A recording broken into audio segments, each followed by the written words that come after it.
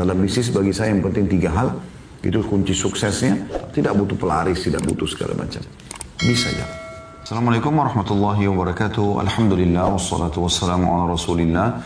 Segala puji dan puja kehadirat Allah Subhanahu wa taala, juga salawat dan taslim kepada Nabi besar Muhammad sallallahu alaihi wa ala alihi wa sahbihi wasallam. Saudaraku seiman, pada kesempatan ini semoga Allah berkahi, kita akan membahas tentang Islam dan sukses. Saya ingin menyampaikan di awal pembukaan kita kalau Islam adalah agama sukses. Bahkan Islam selalu menekankan kesuksesan. Dan sukses ini teman-teman, kalau kita definisikan dan sederhanakan sebenarnya, bukanlah sesuatu yang berat. Bahkan dalam setiap hari kita memiliki banyak kesuksesan. Apapun yang Anda inginkan kemudian tercapai, berarti Anda sudah sukses di poin itu. Misal contoh, Anda lapar, kemudian Anda berhasil mendapatkan makanan sehingga lapar Anda hilang. Anda sudah sukses di poin itu. Anda haus, kemudian Anda dapat air minum. Haus Anda bisa hilang, berarti Anda sukses di poin itu. Anda ngantuk, capek, Anda bisa istirahat, mendapatkan tempat untuk istirahat, dan Anda bisa menghilangkan letih Anda atau capek Anda sudah sukses. Anda selepas mandi ingin pakai pakaian dan Anda mendapatkan pakaian yang Anda harapkan. Di lemari misalnya, sudah sukses di poin itu. Jadi saya sengaja mendatangkan contoh-contoh yang kecil seperti ini supaya Anda bisa tarik kepada semua hal yang lebih besar daripada itu. Kalau Anda berangan-angan kerja di sebuah tempat lalu Anda diterima, sudah sukses di situ. Anda ingin kuliah di satu tempat lalu kemudian Anda berhasil kuliah di tempat tersebut, sudah sukses di poin itu. Ini kesuksesan bisa bergabung atau bahkan berulang-ulang kita dapatkan dari satu kegiatan. Misalnya tadi ingin masuk ke satu tempat kerja, Anda sukses di situ pada saat diterima. Pada saat Anda berhasil mengejar prestasi yang ditekankan oleh kantor, Anda juga sudah sukses di poin itu. Misalnya kalau lembur akan dapat ini, atau Anda kalau bekerja sekian lama dan Anda berprestasi Anda akan dapat ini. Dan Anda mengejar itu, Anda sudah sukses di situ. Anda kuliah di kampus, ingin masuk ke sebuah kampus, Anda kuliah jurusan itu, Anda berhasil. Anda sudah masuk di jurusan yang Anda inginkan. Anda sudah sukses di poin itu. Kalau Anda berhasil menyelesaikan kuliah Anda, sudah sukses pula di situ. Kalau Anda mendapatkan nilai terbaik cum laude, Anda sudah sukses lagi. Jadi sukses itu sangat luar biasa yang bisa kita raih. Banyak sekali yang bisa kita raih. Bahkan dalam satu kegiatan. Anda ingin masak, kemudian Anda berhasil saja mengumpulkan bahan banyak, Anda sukses di poin itu. Anda memasak masakan sesuai yang Anda inginkan dengan tesnya, Anda sudah sukses. Anda makan dia sehingga membuat kepuasan di dalam diri Anda, lapar Anda hilang, gitu kan? Anda juga bisa memuaskan orang lain yang makan, dari suami, istri, anak-anak misalnya. Anda juga sudah sukses. Jadi sukses ini sesuatu yang sangat luar biasa sebenarnya. Banyak depan mata kita. Cuma kebanyakan orang menyempitkan makna sukses ini. Seakan-akan dia nggak pernah sukses dalam hidupnya. Padahal dia lahir di muka bumi ini, kemudian dia bisa tumbuh besar, sebuah kesuksesan. Dia punya teman-teman, kesuksesan. Dia punya rumah tangga, kesuksesan. Ada orang subhanallah, udah sempurna secara fisik, udah gagah, udah putih, udah tinggi, laki-laki, perempuannya udah cantik, ya udah putih. Lalu jalur nasabnya mereka baik, hidup di keluarga kaya, sekolahnya bagus, gitu kan. Pulang juga sudah tinggal lanjutkan perusahaan orang tuanya, masih kadang-kadang menganggap dirinya belum sukses. Padahal luar biasa sukses itu, maknanya sangat luas. Dan Islam adalah agama sukses. Karena Islam selalu menyuruh para penganutnya untuk mencari yang terbaik. Ada istilah afdal dalam agama kita. Yang terbaik. Dalam Islam Anda boleh menjadi orang yang paling kaya. Paling kaya, saya bahasakan paling kaya. Paling pintar. Paling bersih. Ya. Paling tinggi jabatannya. Paling berprestasi di sekolahnya. Islam menyuruh itu. Dalam ibadah pun afdaliyah ada. Ya.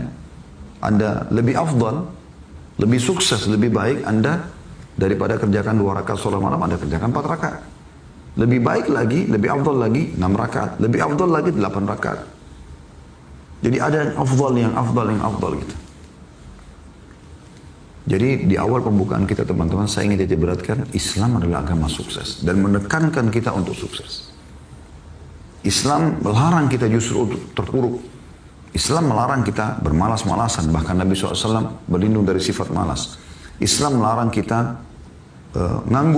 pengangguran. Ya, kecuali emang Anda sudah berusaha cari kerja tidak temukan. Islam melarang kita untuk dendam, dengki, iri, mencuri, menyakiti orang. Semua itu bisa mengganggu kesuksesan. Tapi Islam suruh kita jujur, amanah, tanggung jawab, maju, berbagi. Bahkan kita punya motivasi sebagai seorang muslim sangat kuat. Bukan cuma sukses di urusan-urusan dunia kita. Sukses kita bawa sampai ke akhirat sana. Sampai di surga pun kita disuruh kejar yang terbaik. Sampai kata Nabi SAW, kalau kalian minta surga Firdaus. Disuruh minta surga yang terbaik. Walaupun amal kita mungkin kurang. Jadi kita selalu disuruh bergerak. Disuruh untuk berprestasi, disuruh untuk sukses, disuruh untuk produktif. Islam melarang kita menjadi vakum. Kita harus selalu teman-teman sekalian bergerak. Baik Anda seorang laki-laki atau Anda seorang perempuan. Tidak masalah, Islam membolehkan semuanya. Selama tidak terjadi pelanggaran agama, selama Anda tidak membengkalikan kewajiban Anda. Silakan. Dan saya sering membahas ini teman-teman. Di beberapa tema mungkin Anda bisa ikuti di YouTube, judulnya katakan iya untuk sukses. Bagaimana sebenarnya sukses itu bisa kita bangun pondasinya dan kita bisa raih puncak tertingginya dengan niat Anda, dengan tekad Anda yang baik. Kalau dua orang bekerja di satu perusahaan menjadi OB, si A sama si B. Ini sebagai bahan contoh saja. Si A bekerja dengan gaji 2 juta per bulan. Si B juga 2 juta per bulan. Cuman niatnya berbeda. Tekadnya berbeda. Si A, begitu dia menerima gaji 2 juta, dia lihat kebutuhan istrinya 1 juta. Misal contoh saja. Dia 500 ribu, dia bisa nabung 500 ribu. Bagi dia sudah cukup. Ya sudah, saya sudah cukup begini.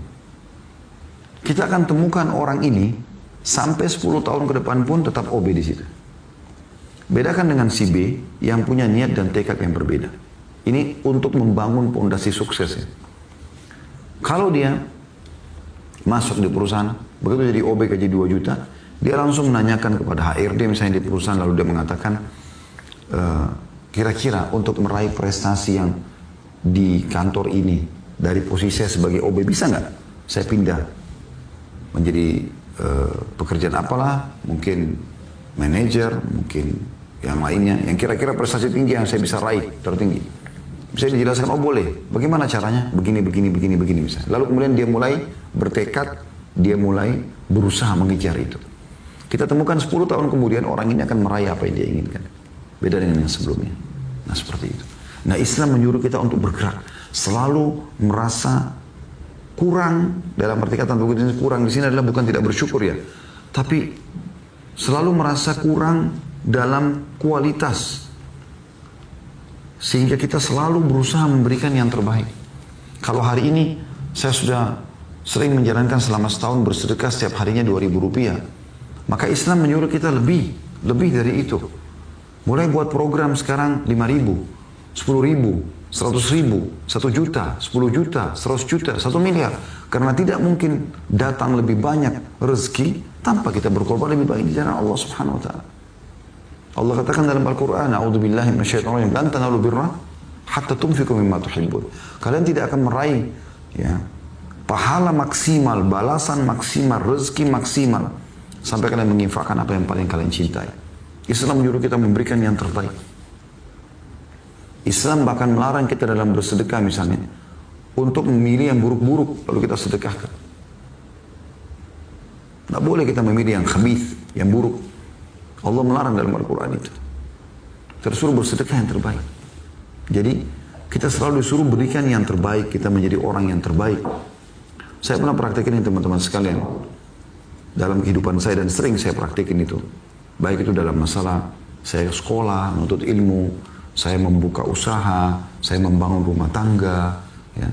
Saya selalu coba melihat, ada nggak sih yang lebih baik? Ada nggak sih yang lebih baik? Saya coba cari itu. Jadi sebenarnya tergantung kita mau atau tidak. Siapapun Anda, pekerjaan apa Anda bisa sukses di setiap bidang Anda itu. Dengan Anda gelutin saja. Ibu-ibu rumah tangga, sukses Anda. dalam memasak masakan yang terbaik. Anda bisa dagang online, Anda bisa menjadi ibu yang terbaik buat anak-anak, istri yang terbaik buat suami. Itu prestasi semuanya. Bahkan saya melihat prestasi tertinggi bagi setiap wanita pada saat dia berstatus istri, puncaknya status ibu. Sehebat apapun Anda secara duniawi, misalnya seorang public figure, ya, wanita karir dan segala macam. Tapi pada saat ditanya belum bersuami, sudah menikah belum? Jawabannya belum. Langsung jatuh di mata masyarakat. Atau sudah punya anak? Belum. Kalau dia punya suami, dia punya anak, walaupun dia tamat SD, beda. Statusnya istri, statusnya ibu. Maka kita harus bisa juga mengatur skala prioritas mana. Ini yang terbaik, kemudian yang lainnya adalah tambahan. Ada orang kejar prestasi dunia, lupa urusan-urusan kewajiban utamanya. Ini nggak boleh juga. Ya.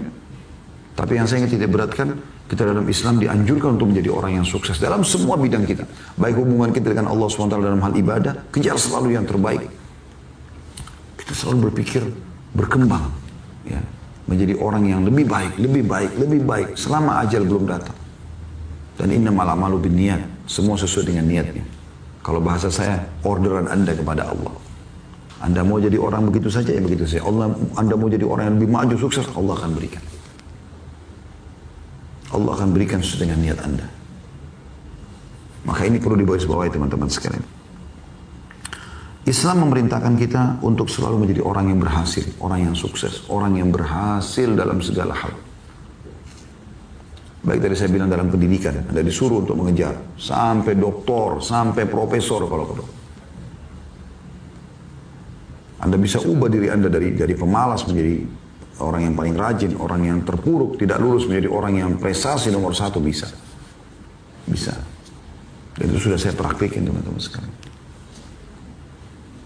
Anda juga bisa menjadi orang yang sukses dari sisi bisnis. Bisa. Yang Anda pelajari, Anda gelutin. Tanyakan. Walaupun Anda belum punya ilmu sebelumnya. Saya nggak ada ilmu di restoran, tapi bisa kita buka restoran. Prinsip saya sederhana. Saya pelajari. Kemudian cari tenaga ahlinya, kemudian kita jalankan bismillah. Selebihnya tawakal Allah. Dalam bisnis bagi saya yang penting 3 hal. Itu kunci suksesnya. Yaitu modal halal, sistem halal, produk halal. Selebihnya tawakal kepada Allah SWT. Tidak butuh pelaris, tidak butuh segala macam. Bisa jalan. Gitu kan? Sebagai suami di rumah tangga, bisa sukses. Tanya kepada istri, apa yang kurang, mereka bisa berikan masukan atau dia bisa berikan masukan. Kita coba jadi yang terbaik. Pelajari dalam agama seperti apa jadi suami yang baik segala macam. Bisa. Allah akan berikan kita kemudahan-kemudahan. Sebagai istri juga begitu. Sebagai pengusaha juga begitu. Dan seterusnya. Semuanya bisa kita raih yang terbaik. Dan tidak ada kata-kata terlambat untuk belajar. Walaupun bidang itu belum kita tahu sama sekali. Banyak sekali motivasi dalam agama teman-teman untuk kita menjadi orang yang maju. Sukses. Ya. Tapi biasanya lingkupnya orang kalau bicara tentang masalah sukses ini, kebanyakan orang bicara masalah sukses kalau kaya raya. Ya. Padahal sebenarnya lebih luas sebagaimana saya bahasakan tadi. Tapi tidak salah orang kalau berpikir masalah kaya raya juga adalah kesuksesan. Cuma bukan cuma itu, lebih luas gitu kan. Masalah kaya, contohnya misalnya ada hadis yang sahih diriwayatkan oleh Bukhari Muslim. Kata Nabi SAW kepada Sa'ad bin Abi Waqqas radhiyallahu anhu, "Innaka intadhar warathataka agniya khairun laka an tadharahum a'latan yatakaffafuna an-nas." Engkau meninggalkan keturunanmu dalam keadaan kaya, jauh lebih baik daripada engkau tinggalkan mereka mengemis kepada manusia.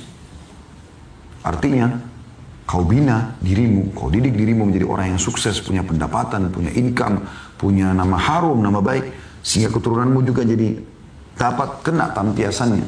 Dan kamu pun kader mereka menjadi orang-orang yang berpendidikan, orang-orang yang berprestasi, orang-orang yang tidak mengemis pada orang, tidak bergantung pada orang. Itu jauh lebih baik. Diperintahkan dalam agama. Bagian daripada ibadah kalau Anda ikhlas karena itu mengikuti syariat Allah SWT.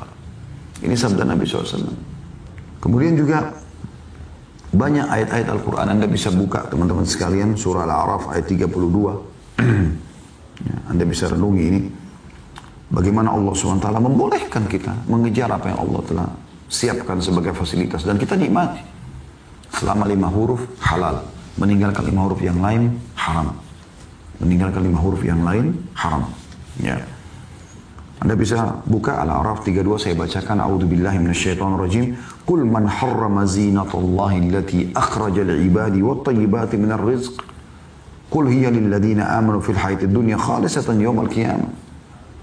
Katakan, hai Muhammad, siapa yang berani-berani mengharamkan ya perhiasan-perhiasan yang telah Allah keluarkan buat hamba-hambanya, dan thayyibat minar rizq, yang baik-baik dari rezeki, makanan lezat, buah-buahan manis, pakaian yang bagus, kendaraan yang bagus, rumah yang bagus, penampilan yang rapi, pendidikan yang tinggi, harta yang banyak. Siapa yang mengharamkan itu semua? Kata Allah. Dan Allah mengatakan, katakanlah itu untuk orang-orang beriman di dunia, dan di akhirat murni buat mereka saja. Kita orang beriman ini luar biasa, teman-teman. Di dunia kita boleh kejar prestasi terbaik semua itu, di akhirat kita juga akan dapat. Cuma orang kafir cuma di dunia bisa bersaing sama kita, di akhirat tidak akan bisa. Mereka akan masuk ke neraka. Kita sudah bahagia di dunia, makan enak, minum enak, pakaian bagus, rumah bagus, kendaraan bagus, pasangan baik, keturunan banyak, silakan. Pendidikan tinggi, harta banyak, melimpah. Tapi semuanya halal. Dan ini Anda tunggangi sebagai fasilitas untuk mendapatkan yang terbaik di akhirat. Di akhirat nanti masuk surga lagi. Di dunia sudah enak. Biologis halal, semuanya halal, boleh dinikmati. Boleh, silakan. Di akhirat pun dapat. Allah mengatakan, bahkan menantang sini, "Qul man harrama zinatallahi allati akhraja li ibadi wat thayyibati minar rizq." Katakan, hai Muhammad, siapa yang berani-berani mengharamkan itu? Boleh, silakan makan, minum. Allah mengatakan, "Kulu washrabu," makan dan minum, silakan. Tapi halalan thayyibah, yang dibolehkan dan yang kualitas. Gitu kan? Boleh. Berpakaian bagus, tunggangan bagus, rumah bagus, silakan. Nabi SAW pernah lihat ada sahabat berantakan penampilannya, lalu Nabi SAW tanya kepada dia, apa kau punya harta? Dia bilang ada. Kata Nabi SAW, apa hartamu? Dia sebutkan, saya punya kuda, saya punya unta, saya punya kambing.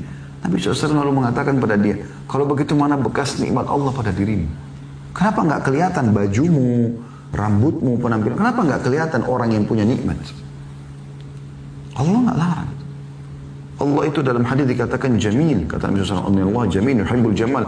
Allah bersih, rapi, suci. Dan suka dengan semua itu. Dalam ayat Al-Quran Allah mengatakan, Wallahu yuhibbul mutatahhirin. Allah suka dengan orang-orang yang suka bersuci. Yang bersih, yang wangi. Allah suruh itu.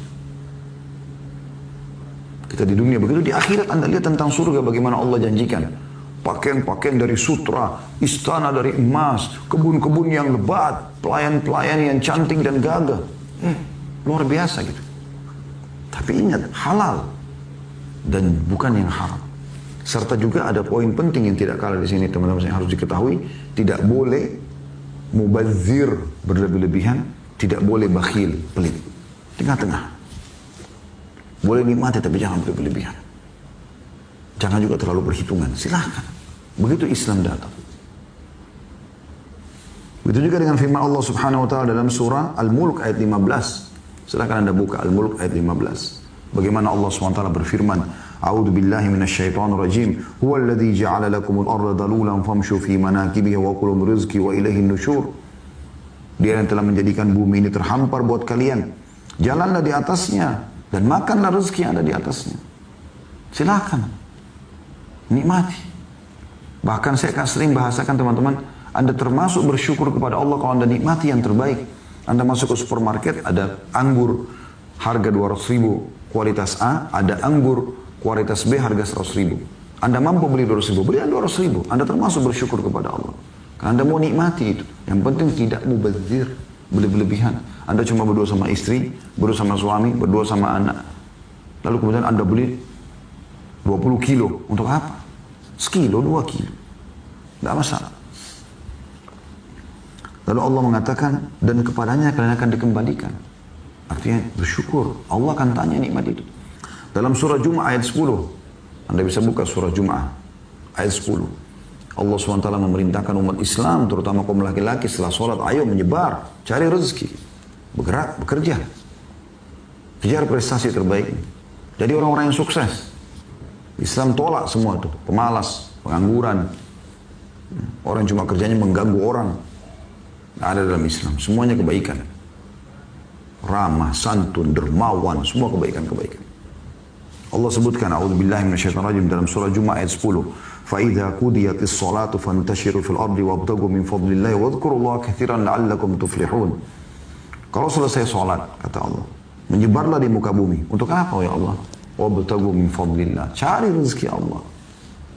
Cari prestasi-prestasi terbaikmu selama halal. Dan ingatlah Allah dengan ingat yang banyak. Berzikir kepada Allah dengan zikir yang banyak. Selalu ingat. Halal, nikmati. Haram, jauhi. Selesai. Apapun konsekuensinya. Agar kalian beruntung. Agar kalian beruntung. Ya.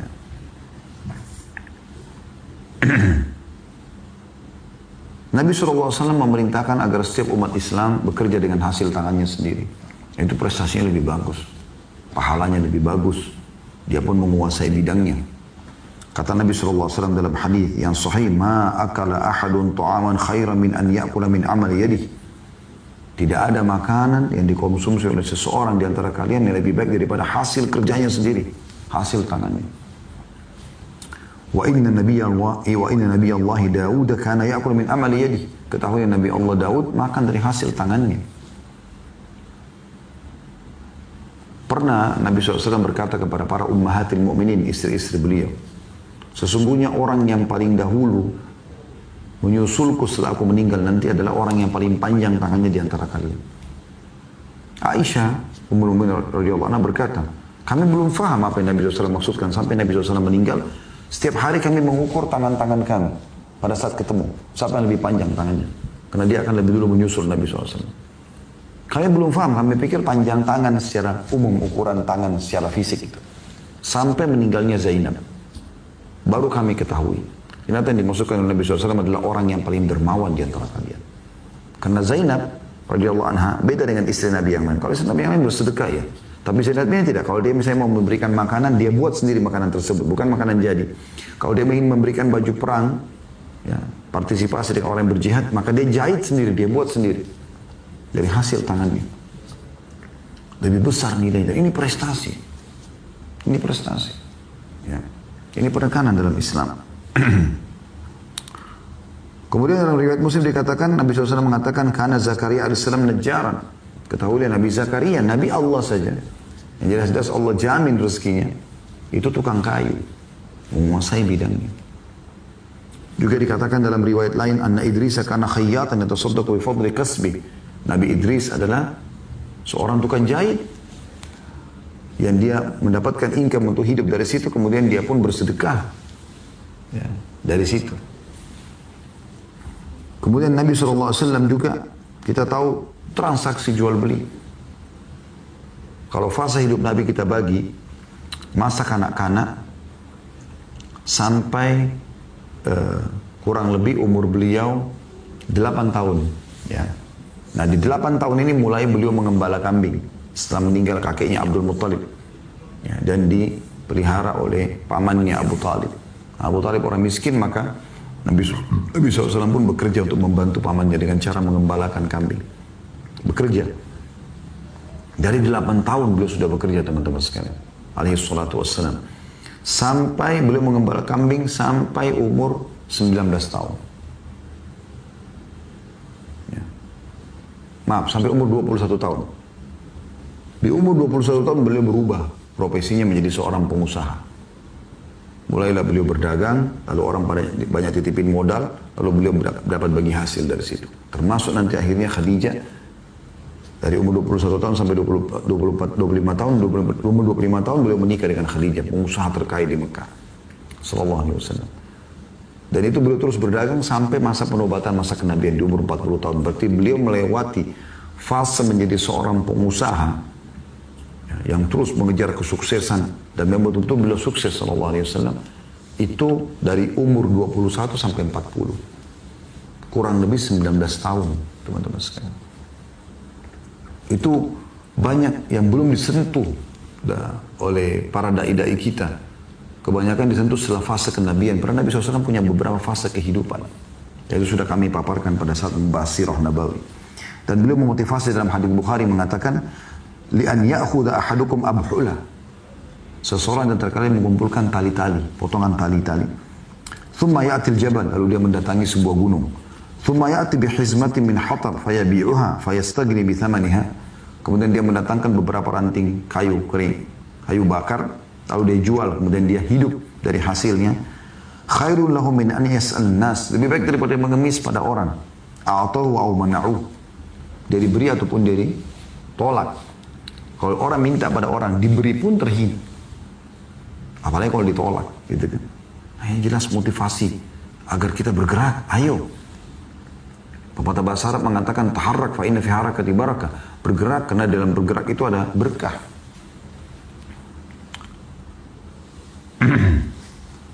Begitu juga disebutkan oleh Sa'id bin Musayyib rahimahullah bagaimana para sahabat Nabi ridwanullah alaihim mereka berdagang.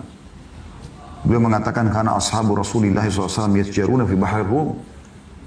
Beliau saksikan sendiri para sahabat-sahabat Nabi mereka berdagang sampai ke sampai ke lautan Romawi. Tidak malu dengan itu. Supaya bekerja, bergerak. Memang Islam ini adalah agama yang bergerak.